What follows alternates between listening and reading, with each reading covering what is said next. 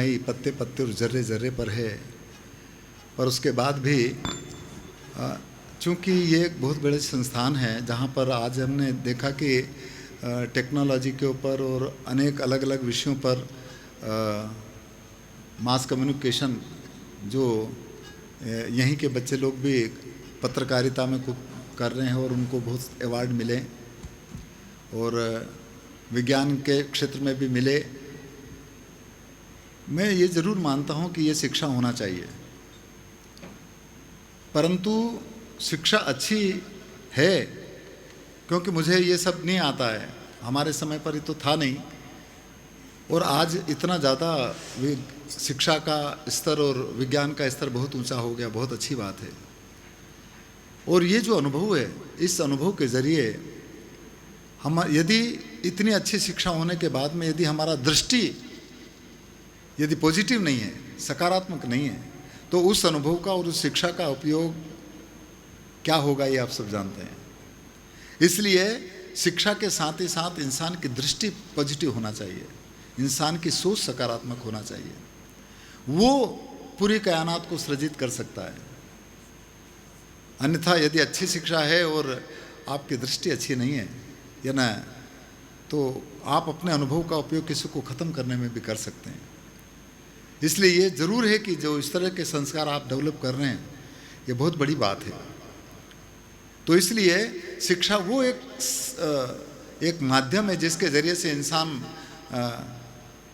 बहुत अच्छा काम भी कर सकता है और बहुत बुरा काम भी कर सकता है।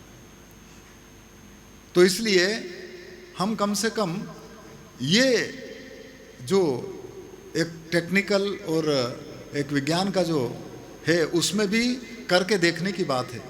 और विज्ञान कहीं नहीं है, विज्ञान आपके पास है, इसके ऊपर विज्ञान है, ये हद है। और इससे ऊपर बेहद का बात है, जिसकी वजह से देखिए एरोप्लेन बना, वो उन्होंने ब्रह्मास्त्र बना दिया मिश्रा जी ने, वो इससे ऊपर उठने पर बना, वो उनके अंदर था पहले से। और ये सब आप सबके अंदर भी है।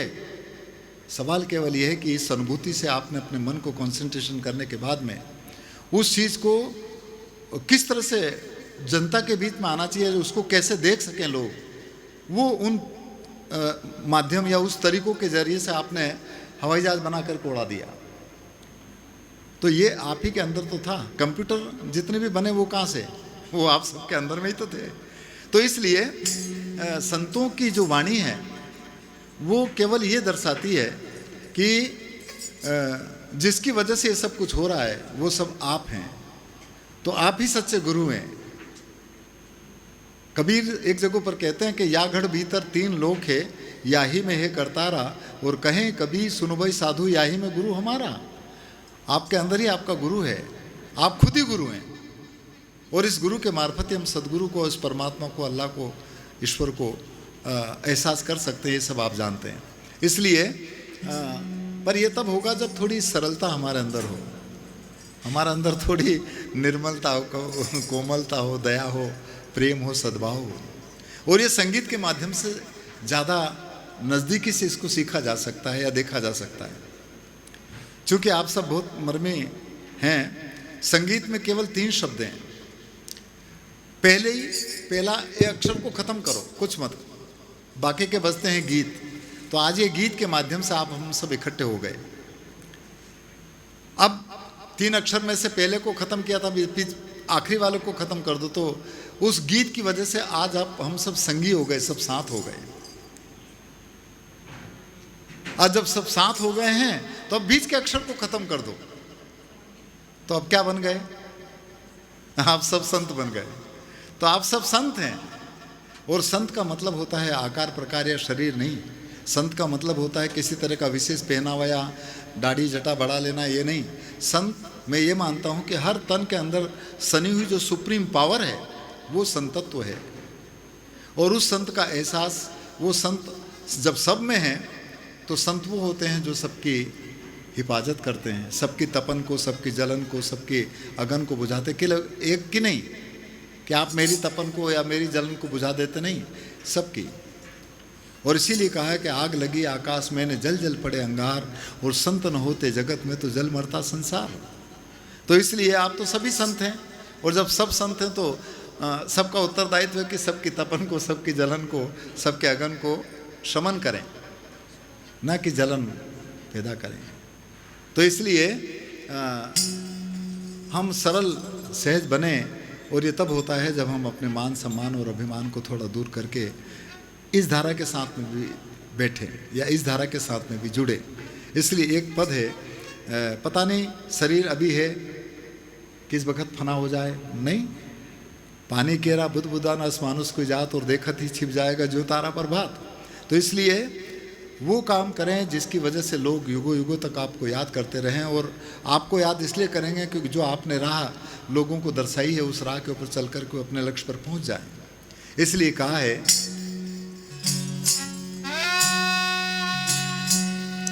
हे जी पानी केरा बुदबुदा और आसमानस की जात, देखत ही छिप जाएगा और जो तारा पर भात।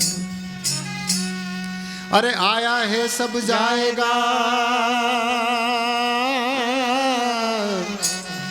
रे रे और राजा रंग फकीर,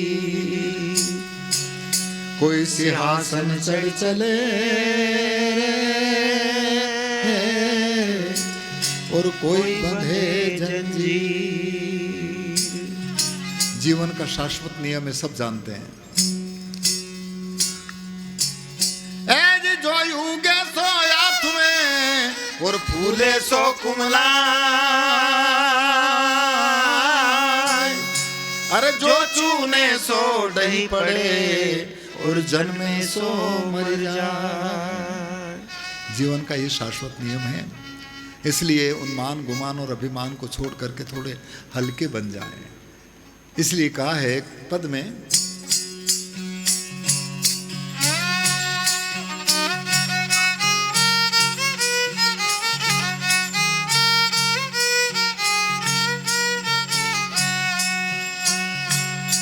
मत कर माया को अहंकार, मत कर काया को घमंड, कायागार से काची।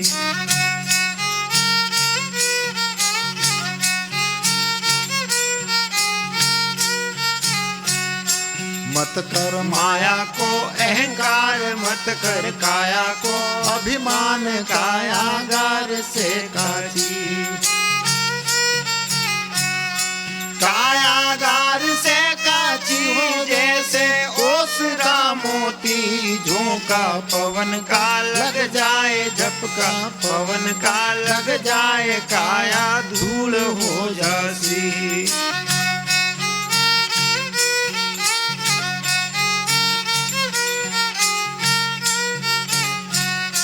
कैसे कैसे लोग हुए, और आज उनके घर पे ये जो जानवर बैठते हैं उड़ाने वाला भी नहीं है, ऐसे रजवाड़े देखे जा सकते हैं। इसलिए कहा है, ऐसा सख्त था महाराज जिनका मुल्कों में नाम, जिन घर झूलता हाथी।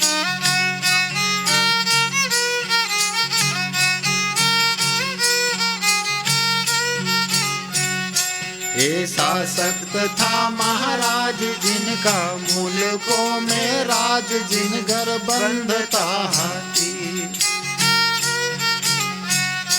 जिन घर झूलता हाथी उन घर दिया ना बाती। मत कर माया को अहंकार, मत कर काया को अभिमान, कायागार से काची।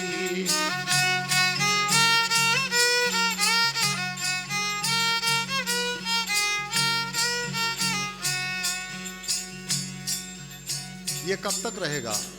जब तक शरीर में वो चेतन सत्ता है तब तक। इसलिए कहा है, जैसे दिए में जब तक तेल रहता है दिया जलता है, तेल खत्म दिया बुझ जाता है, तो शरीर भी एक तरह का दिया तो है।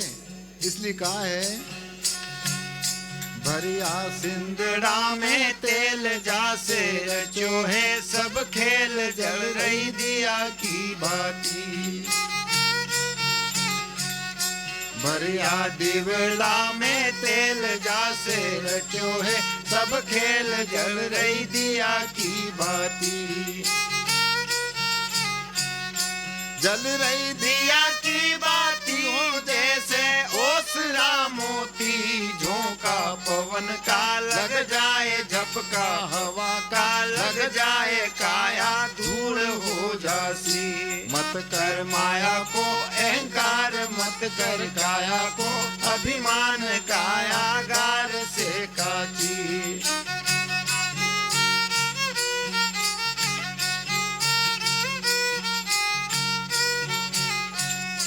फूट गया दिवेड़ा लारो तेल बिखर गया, सब नज खेल बुझ गई दिया से बाती। फूट गया सिंगलारो तेल बिखर गया, सब नज खेल बुझ गई दिया की बाती। बुझ गई दिया की बाती जैसे ओसरा मोती हो, झोंका पवन का लग जाएगा झपका पवन का लग जाएगा काया धूल हो जासी।